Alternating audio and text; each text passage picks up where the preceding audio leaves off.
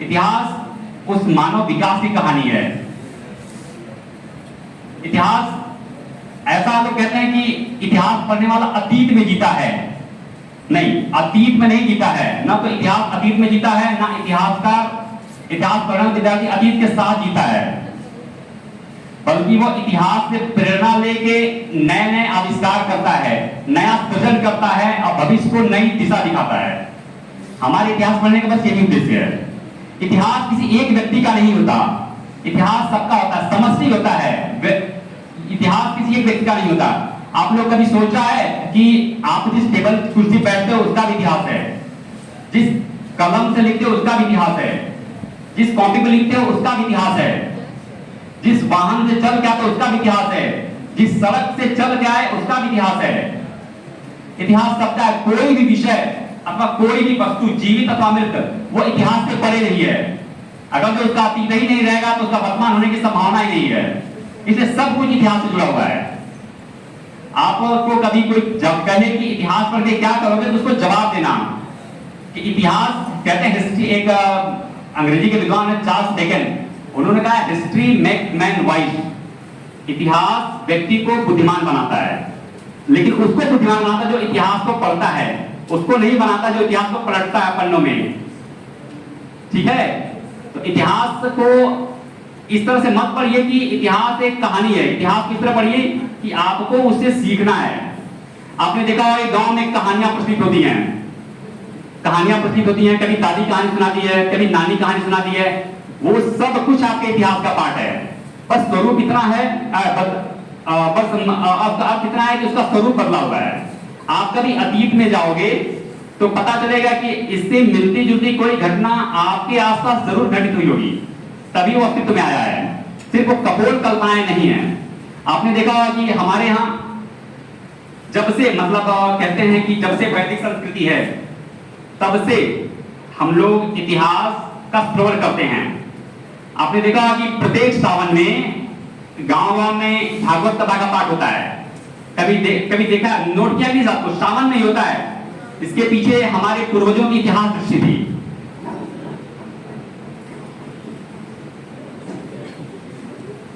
आपको पता है जब सावन, आज तो हमारे नदियों पे बांध बनाए गए हैं, पहले नदियों पे बांध नहीं बनाए जाते थे।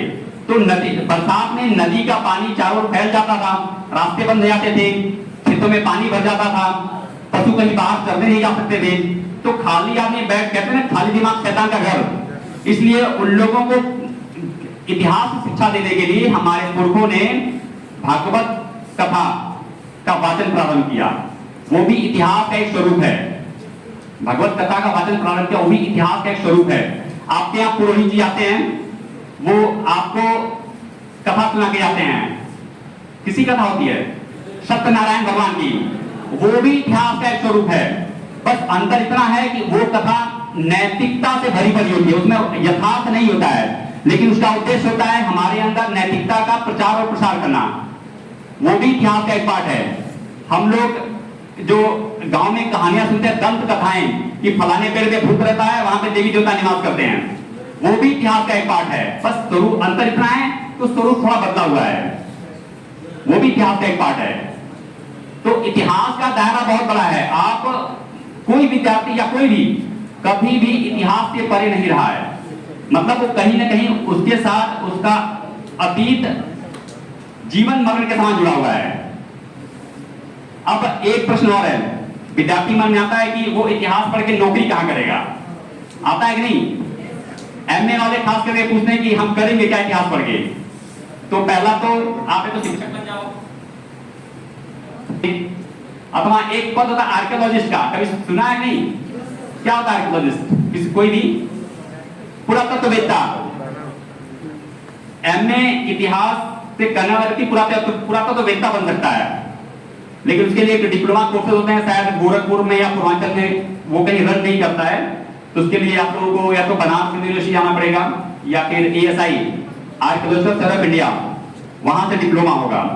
आपने देखा होगा म्यूजियम में एक क्यूरेटर होता है, कभी नोट किया होगा आप लोगों ने? किसी म्यूजियम में जाओ तो एक व्यक्ति होता है जो बताता रहता है कि कौन सी वस्तु कहां से मिली है, उसकी अवस्था क्या है, उसकी महत्ता क्या है, वो कितनी पुरानी है, कौन खोज करता है, वो पद भी इतिहास के विद्यार्थी के लिए रिजर्व होता है। लेकिन सूचनाओं का अभाव इतना है कि हम शायद ही कोई वहां पहुंच पाता होगा, वो उनको मिल जाता है जो इतिहास को अच्छे से पढ़ते हैं।